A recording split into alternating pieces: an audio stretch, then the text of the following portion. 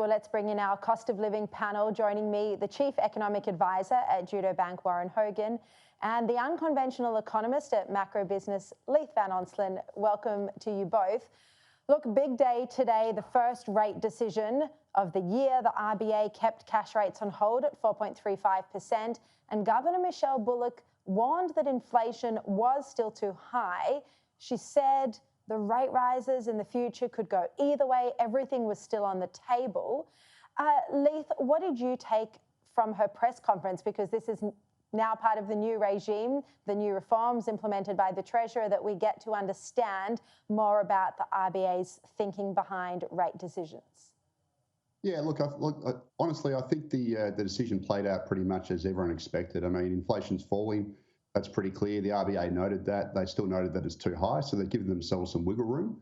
And the statement today was a little bit more dovish than the previous one, which means that it's a little bit less likely to raise rates. And I think it's taken the right approach. Basically, what the RBA said today was that they're going to wait for the data to see how it pans out.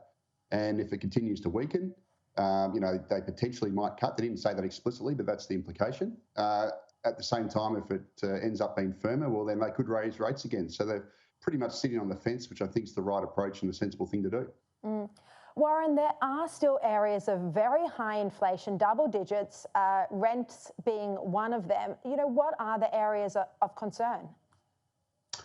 Yeah, I think that's just the domestic service inflation that they're worried about. Most of the fall in inflation we've seen in the past year has been essentially global in nature. That is, it's all the stuff we import, goods price inflation.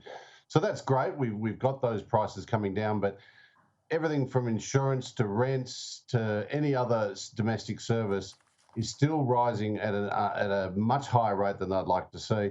And that's, of course, why they're giving themselves, as Leith said, some wiggle room. I don't think they'll necessarily have to raise rates again, but I think the message from today to all and sundry across the community is don't expect rate cuts anytime soon.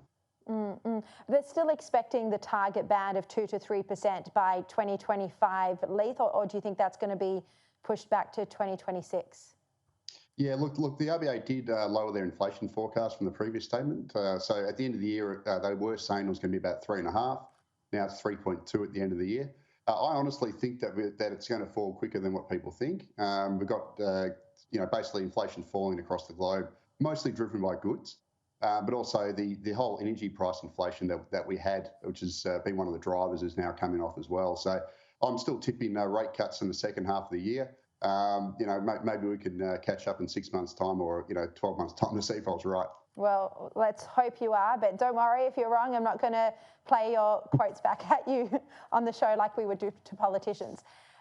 Warren, we are seeing that cost of living is still biting. We know that there's been a big issue in the construction industry when it comes to insolvency. Now we're seeing retail and hospitality also folding at a faster rate. So, how do you think these different economic factors are playing out? I think this is a really important element of the economic landscape right now. We've seen the construction industry go through their problems. That's unique to the construction industry because of what happened in the pandemic with fixed price contracts. But we are actually quite vulnerable to a wave of insolvencies. And the reason is insolvency levels have been low, not just through the pandemic, but in the 5 years leading up to it. So there's a lot of what some economists call zombie firms. These are weak firms that, as interest rates go up, as the competitive conditions in the market tighten, they just don't survive. And I think this is, as you referred to now, broadening to hospitality, retail. It's actually happening across all industries.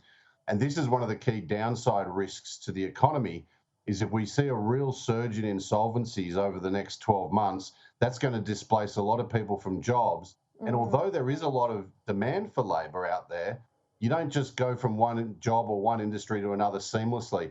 So I think this is something to watch very closely. Yeah, I also think there is a bit of a contradiction. The media celebrating wins like today, and yet people are still doing it very tough at the minute.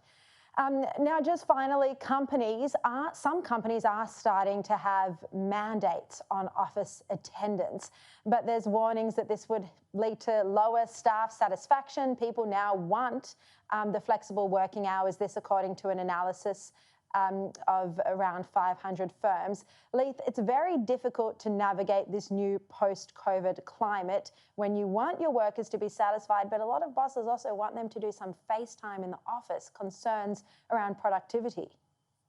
Yeah, that's right. Look, it's really too early to tell whether or not the whole work from home phenomenon is detrimental to productivity. We probably won't know for a few more years once there's more data, there's more studies, that kind of thing. That being said, obviously, people got used to working from home over the pandemic. I'm biased on this issue. I've been working from home for 12 years. Absolutely love it. But the reality is, there's some bosses who are happy with it. So if you talk to the guys at say Atlassian, they think it's fantastic. But there is also another risk, Sharri. There is also the risk that if you decide to work from home, what's to stop an employer saying, okay, well, I'm just going to employ someone in Asia to do your job because there's really no difference. So there is a bit more of a risk of outsourcing if people decide to go this way. Yeah, all right. Leith Van Onselen, Warren Hogan, thank you both so much.